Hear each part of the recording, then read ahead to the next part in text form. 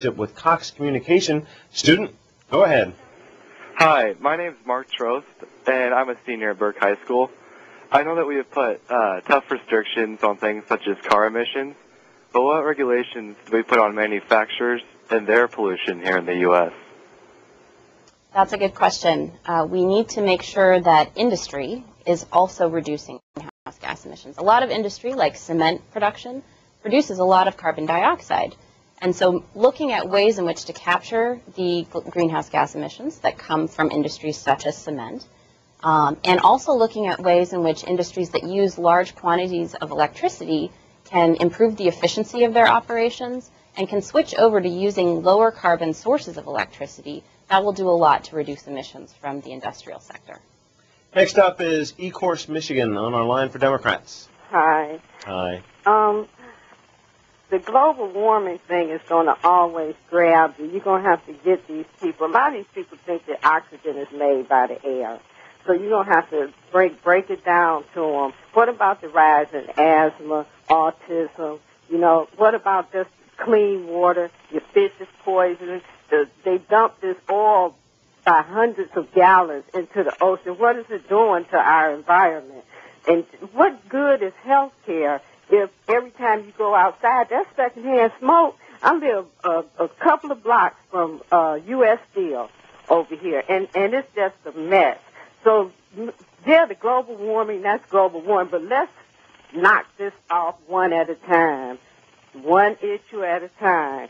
The air is filthy. The oceans and our lakes and our streams and rivers are filthy, all because of the oil company. And why in the world Hillary is as high in the polls as she is, with her and her husband rolling around in the bed with all these oil companies, just like the Bushes.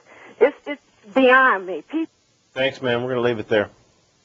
The caller brings up a good point. Addressing global warming emissions will also have a lot of associated health benefits, like reducing the particulates in the air that can cause asthma, the water pollution she was mentioning. If we're using less oil, less opportunity for oil spills and leaks into our oceans and other water supplies.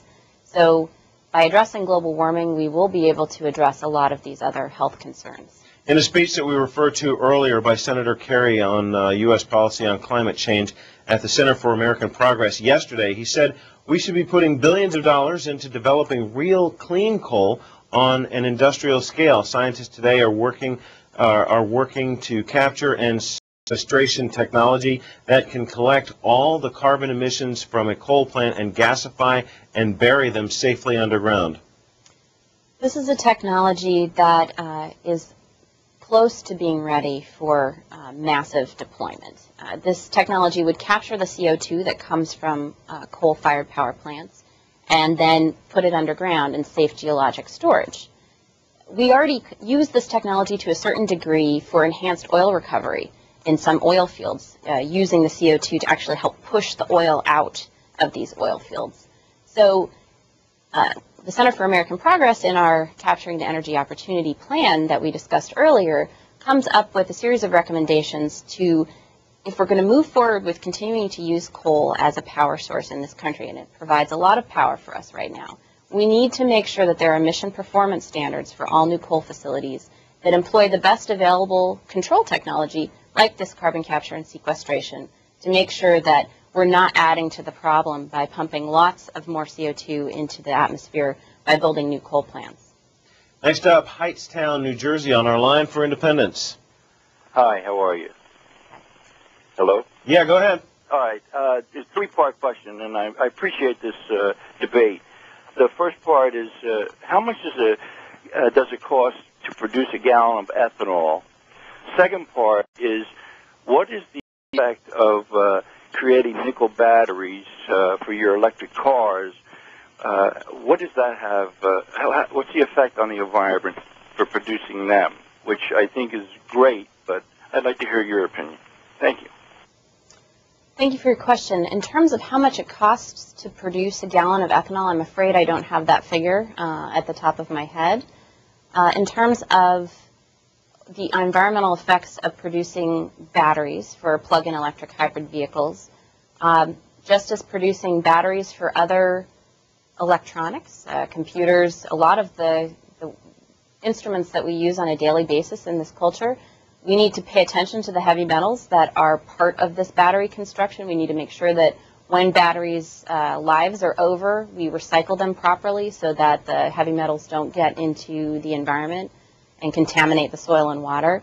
And so that would apply to the batteries for plug-in electric hybrid vehicles as well.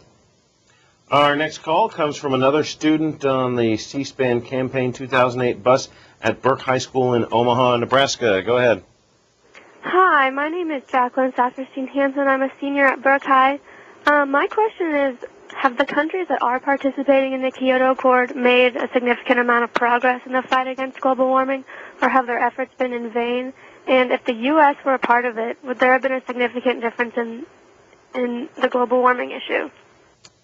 It's a very good question. A number of the countries that have ratified the Kyoto Protocol have made significant strides towards achieving what they committed to by ratifying the Kyoto Protocol. Others, initially by ratifying the protocol, signaled their desire to work towards reducing their emissions, but in later years pulled back and haven't been meeting their emission reduction targets. I believe certainly that if the United States had demonstrated its commitment to reducing greenhouse gas emissions from the beginning and had ratified the Kyoto Protocol, we would have seen greater emission reductions across the globe. So that's why it's so important for the United States to be part of this post-2012 process, to move forward and indicate, yes, the United States does recognize that this is a huge problem, that we have contributed a lot of the greenhouse gas emissions here in the United States to this problem. So therefore, we have a moral responsibility, as well as capturing the opportunities for technological advancement and export and trade that will accompany reducing the emissions that we produce in this country and transforming our economy to a low-carbon model. James Connaughton, chairman of the White House Council on Environmental Quality, had this response to some of the things that were said yesterday by Senator Kerry. Nice rhetorical statement. It ignores the reality that the president has already, in partnership with his G8 counterparts, established a very aggressive pathway in the coming year that will lay the foundation for successful negotiation by the end of 2009. In his September 29th speech that he gave to the leaders representatives of the major economies, the president was quite forthright that if we don't do the hard work in 2008, you don't get a good agreement at the end of 2009. And so it is critical that this administration, in partnership with our Congress, flesh out, put some real flesh on the bones of this Bali arrangement. The easy thing to do would have been just to sit back and leave it to the next administration. The president chose not to do that. Instead, building on the success of initiatives like today's energy bill, we have a lot to offer, and we have actually a lot to challenge other countries in terms of what they can offer. Kit Batten of the Center for American Progress, response. Well, Mr.